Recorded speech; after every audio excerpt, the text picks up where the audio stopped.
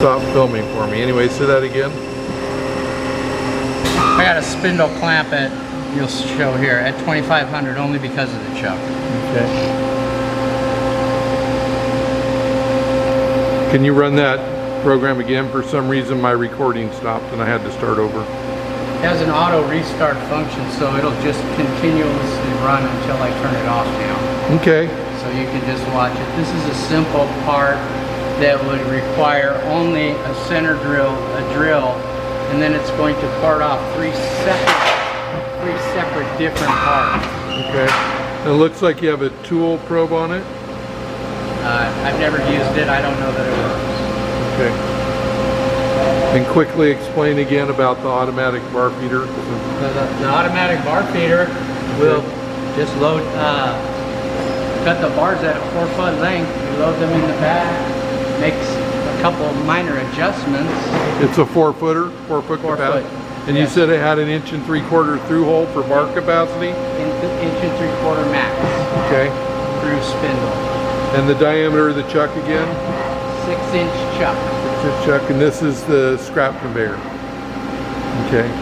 Chip conveyor. Or chip conveyor, I mean. Scrap conveyor.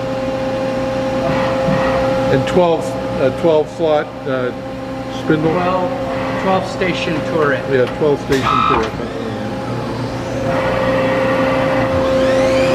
Right here we part off a single part, and then we'll come back and turn the next diameter and part it off. So the next few moves will be turn, part off, turn, part off.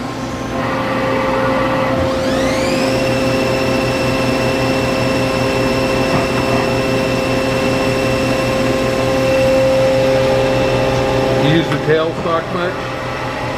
I never had opportunity to use it.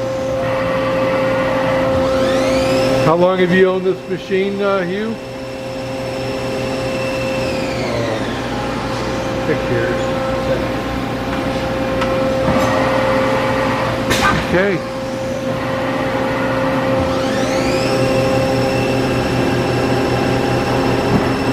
And it's a 2-axis? Yes, X and Z, 2-axis, bar feed lathe.